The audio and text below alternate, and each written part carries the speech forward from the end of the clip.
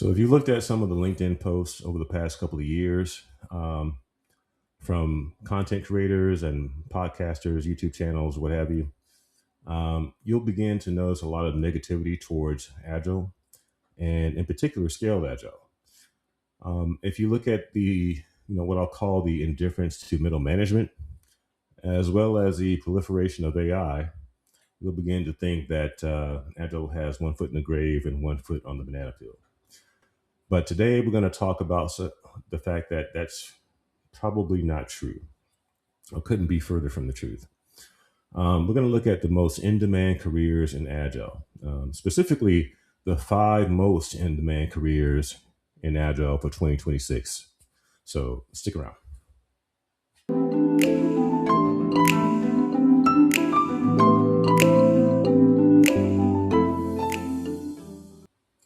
Okay, welcome back. We're going to talk about the 5 most in-demand careers in Agile for 2026. And before we get started, I want to talk a bit about how I obtained this information and was able to do some research on this. I use a variety of AI tools. For this one, I use Perplexity.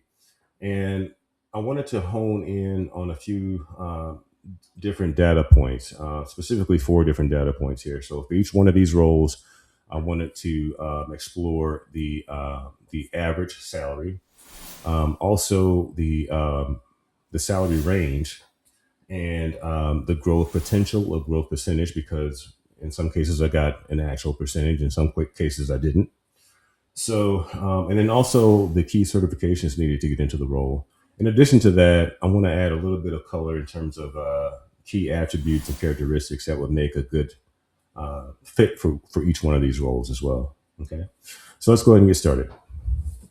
Okay, so we're going to kick things off with number 5 on the list, the Agile Business Analyst.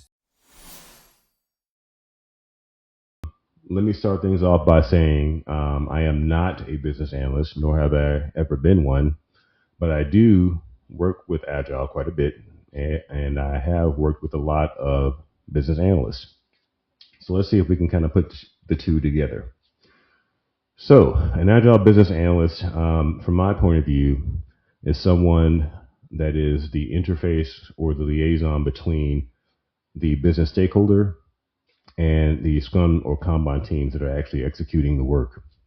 So this is someone who is able to traverse both worlds. They're able to translate business functionality, business architecture, and in doing that, the way they do that is they're able to articulate the business intent. They're able to document the business workflows as well. Now, they're able to translate this information to the developers and QA testers, etc., that are on the Scrum and Kanban teams. So they're able to traverse both worlds very effectively. They may play a role in terms of making sure that there's alignment between the stakeholders and the Scrum and Kanban teams that are actually executing the work. Okay, so in terms of the Agile piece of it, everything I just talked about is what they would do within the Scrum and or Scaled Agile framework. So they're able to, when it comes to if you think about documenting business workflows, they're able to do that in a fashion that helps them break down the product into increments. And so being able to, document the workflows in sequenced increments. And also they're able to, again, translate that information directly to the Scrum and Kanban teams. So let's talk about the average salary of an Agile business analyst. So the average salary is anywhere from 92 to 120,000. That's kind of the average, and I would actually kind of narrow that down more to about 105,000 range. So the actual salary range from the low to high end can be anywhere from 80,000 to 140,000, with 175,000 actually within the 95th percentile. Um, so career growth rate, there's no actual percentage in terms of career growth rate, but solid growth is anticipated for this role. Now let's talk about the certifications for this role. So there is an actual Agile Business Analyst certification by the IIBA. So that's the International Institute of Business Analysts, and so they do have the AAC certification, which is the Agile Analyst certification. So there's an actual Agile Business Analyst certification out there. In addition to that, CSPO by scrum.org, and the I would also look at the Scaled Agile POPM because I've actually seen and witnessed product owners and product managers as well at the art level who are so skilled at understanding, articulating, and documenting various business workflows that they're able to actually implement this as part of their role. So yeah. Now let's quickly talk about the attributes and characteristics that would make a really good agile business analyst. So you need to be someone who is equally adept in business architecture, business functions, and being able to articulate and document business workflows, as well as being able to translate that information to developers that are part of the Scrum or Kanban team that are actually going to execute on the work.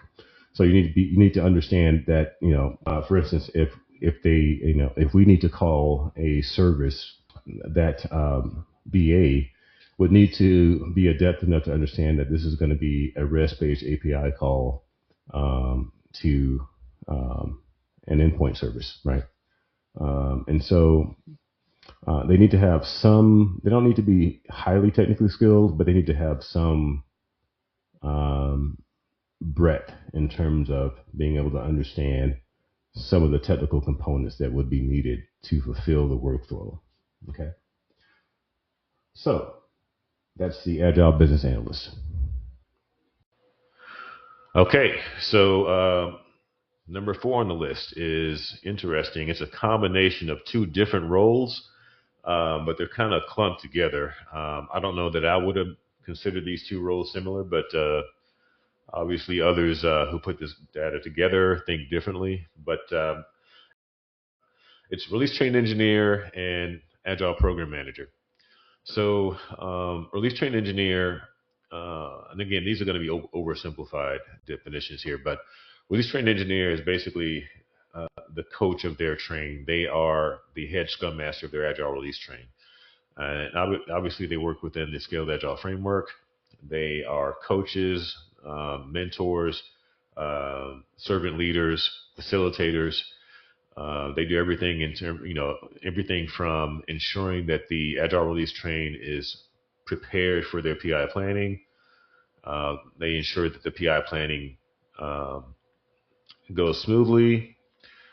They are, when they become a little bit more advanced, they are skilled at monitoring and measuring flow, art flow, and things of that nature. Now, an agile program manager, when I think of someone in this role, I think of someone who maybe is not within a specified framework, a specified agile framework. They may have a PMI, ACP certification.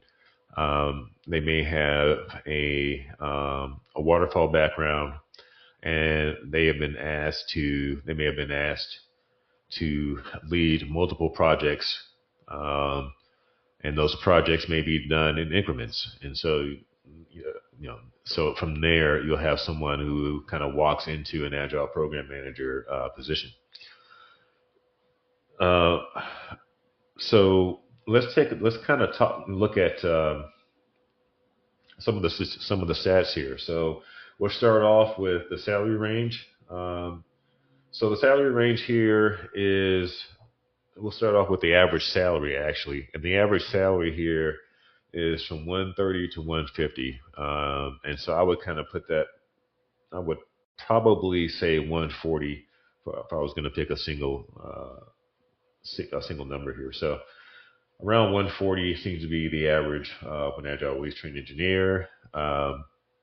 Again, that's going to depend on a lot of things in terms of geographic location, education, experience, and that kind of thing.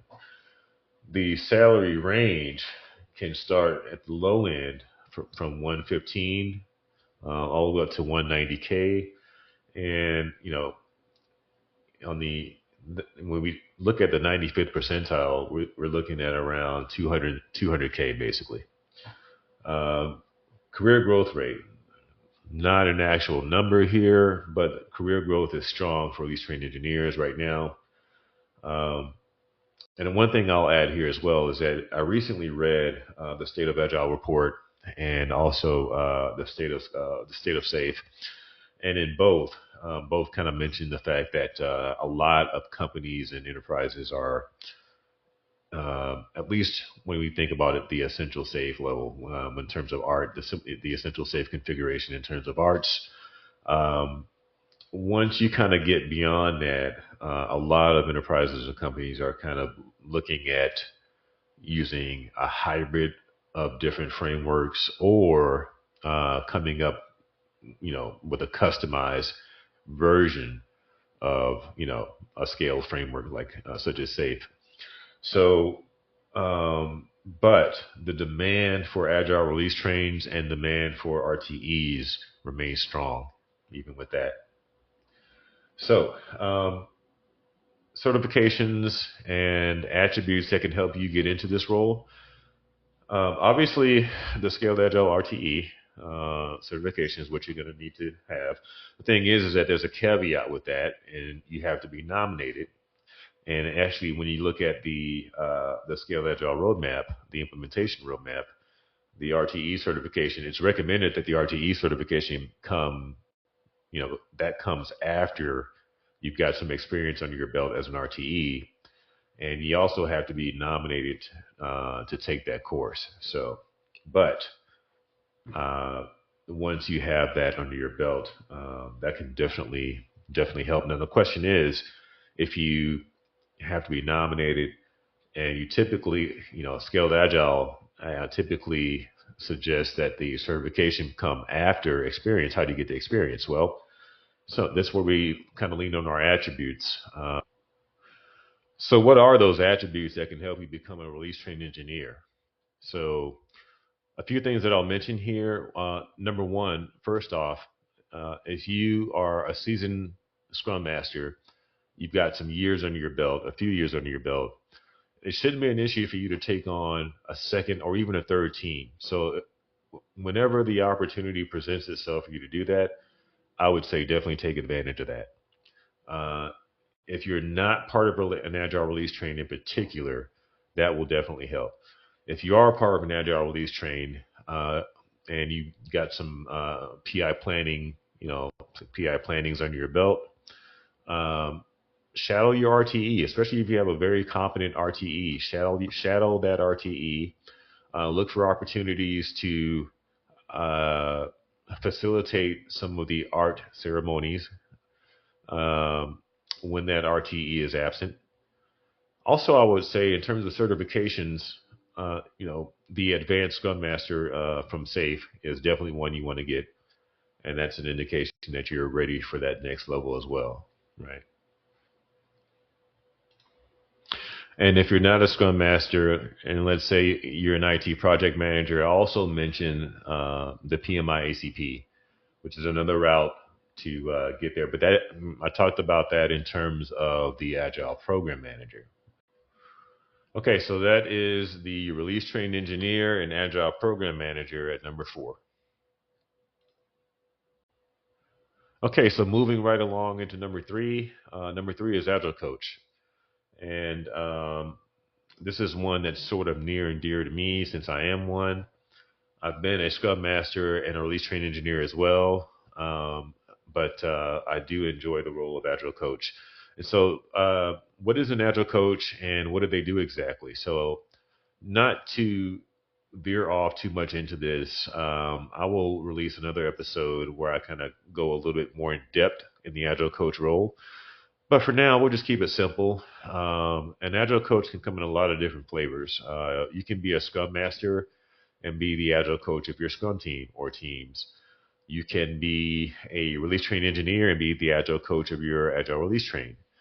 You can be an Agile coach assigned to a portfolio. You can be an enterprise Agile coach over the entire company, basically, or enterprise. So, um, let's talk about the average salary and the salary ranges of an Agile coach.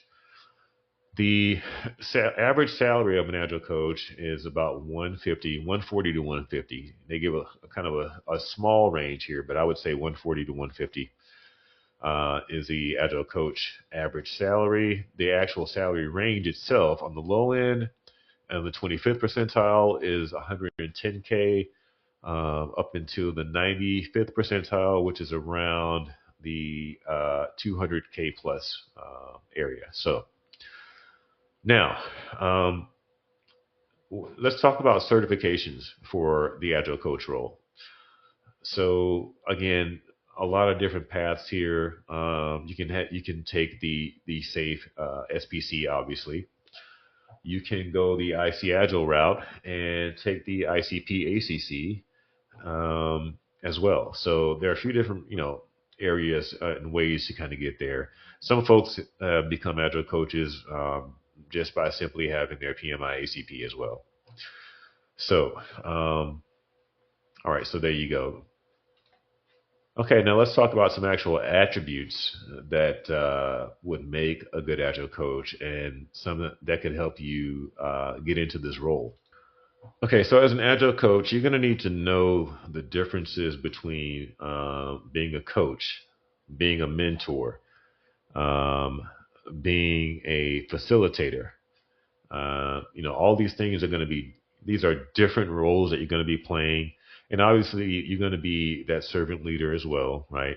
You need to be very well adept and have a lot of depth within certain agile frameworks, right? Obviously, um, because you're going to be making sure that you apply the guidelines effectively for that particular framework, right? And so, so now I'm going to kind of talk about some things in terms of what I think makes an effective agile coach. But I think it's not necessary. But if you're working within the scaled agile framework, it's probably a good idea for you to have had some experience as a release train engineer, as a scrum master, you know, and even I would say as an IT program manager or project manager as well. Some previous IT experience I think can be helpful. Now I understand that scaled agile can be applied in many different areas. From it's not just an IT framework, right? It can be applied to HR, marketing, etc. But just strictly looking at, for the purposes of this episode, strictly looking at and talking about uh, a role within IT, within information technology, I think it could help and be helpful to have some background, some technical background as well to lean on, because you are going to have to figure out a way um, to bring people along with you. You're working with a lot of technically adept personnel in terms of definitely the Scrum teams in terms of developers, testers. In the Agile release train, you're working with system architects, um, product owners, and product managers who are very adept at their business architecture and product offerings. And so you just need to have, I think it's a good idea to have some background in some of those roles, whether it be release train engineer, product manager, product owner. I think these things can be helpful as well. Also, just as I said and mentioned in terms of the Scrum Master and the release train engineer, um, let's say that you are a Scrum Master or a release train engineer who aspires to be an Agile coach.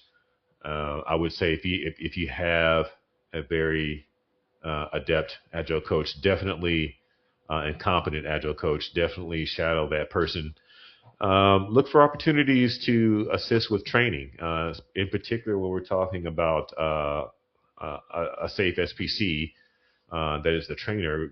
We know that SAFE requires two SPCs to train, but look for opportunities to assist in terms of administration. There's a lot of administration that has to go in that goes into implementing these SAFE courses. So look for opportunities in terms of that. Okay, so that's Agile Coach at number three. Okay, so we're cruising right along here. We are moving into number two. So number two is Product Owner. And notice that I said product owner and not product manager. And that's because those are typically two very different roles requiring different qualifications, skills, and attributes. So, for the purposes of this episode, we're going to just stick with product owner. So, what's a product owner and what do they do? So, a product owner, well, they have many different responsibilities within a team. But one of the specific things that they're responsible for on a team is ensuring that there is a healthy product backlog. And what does that mean? That means that they are tasked with ensuring that there's a continuous flow of work items, user stories, and they ensure that that entire backlog or product backlog is consistently and constantly prioritized and estimated. The other thing is that they are the liaison or interface between the business and the developers and testers. So they are that interface between the business requesters, the business stakeholders, and the Scrum team or the Agile team. And if they're part of an Agile release train, they may be a proxy for the product manager, which is an Agile release train kind of leadership role. Um, they may be a proxy for the business stakeholder as well.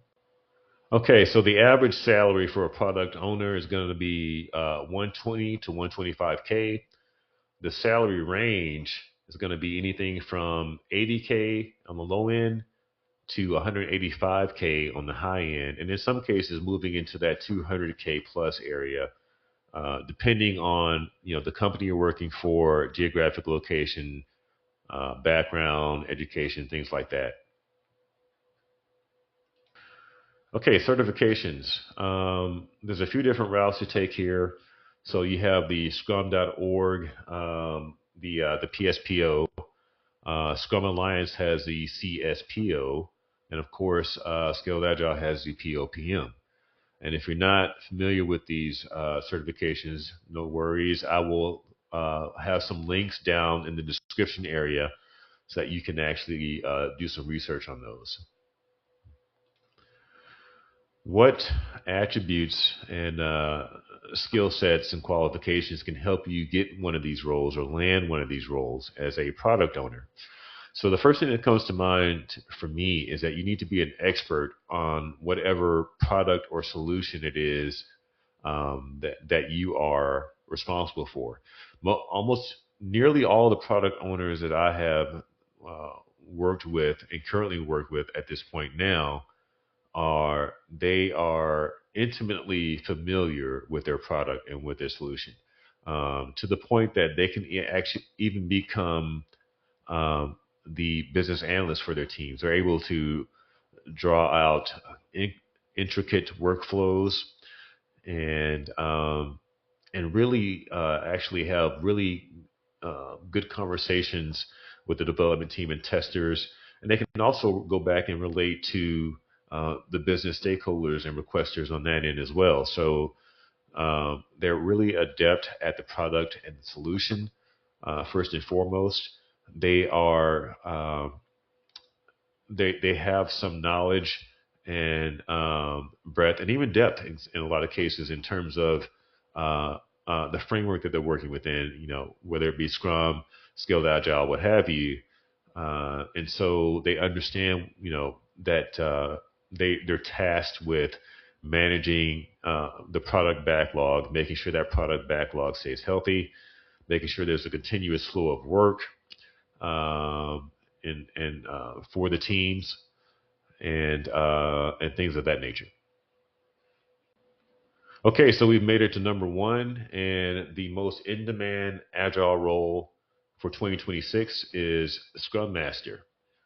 And it should be no surprise, Scrum Master, if you do any searches on any of the job boards out there, will by far uh, come up with the most postings and listings. So let's talk a little bit about the Scrum Master. The Scrum Master, what do they do? What are they? What do they do? So the Scrum Master is a coach for their team. They are a servant leader and a facilitator. Um, it helps for a Scrum Master to have some kind of a technical background. And again, um, the focus here for this episode is going to be information technology, right? So we know that Agile can be applied in lots of different areas.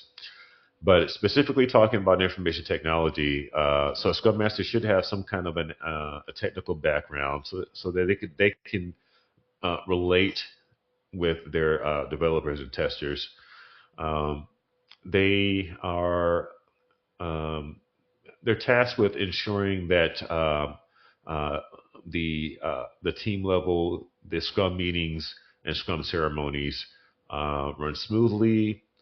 And again, they're facilitators, they're coaches, they're servant leaders. They're there to guide the team in terms of ensuring that they're working within the framework.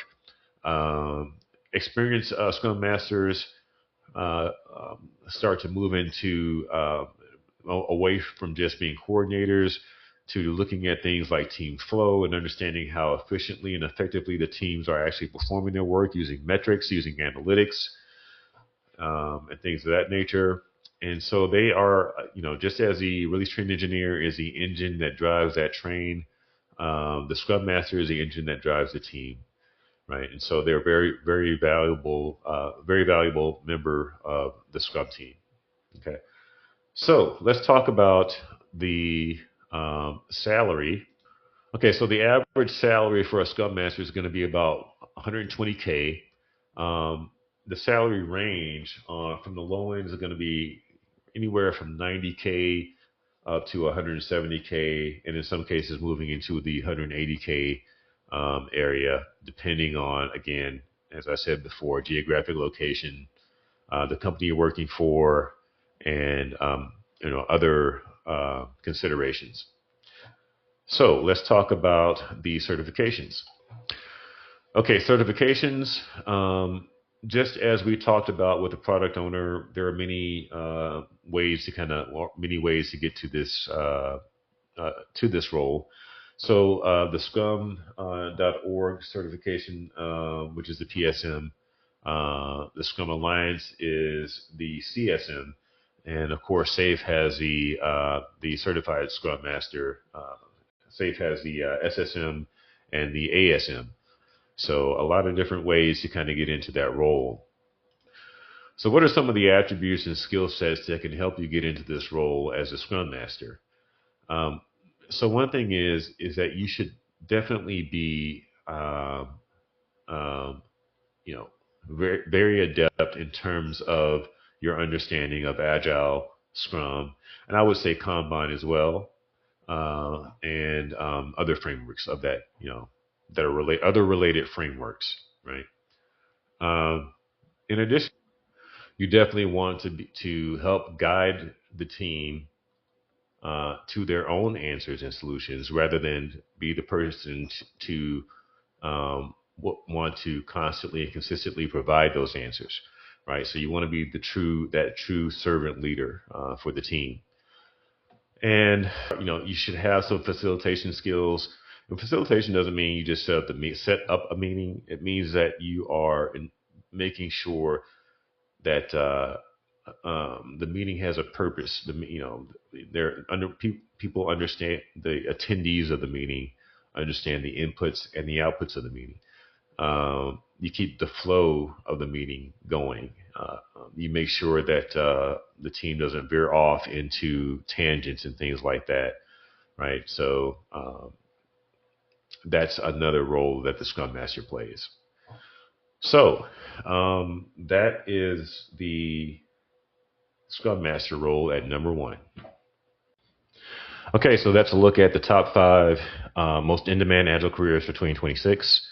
And I'll tell you, whether you're that mid-career professional that's looking for a career switch, or maybe a pathway into management, maybe you're that Gen X IT pro who's senior in your role, and you're looking for something to do in that next chapter or your second act. I hope that these roles have given you some ideas and some understanding that these roles aren't going anywhere, despite the narrative that's been put out there. There's a there's still demand for these roles in Agile. So good luck on your journey. Thanks a lot, and I'll see you on the next episode. Thanks. Hey, thanks for tuning into the podcast and the channel. If you found any of this content to be helpful to you, please take a moment to like, subscribe, and hit that notification bell so that you don't miss future episodes. Thank you.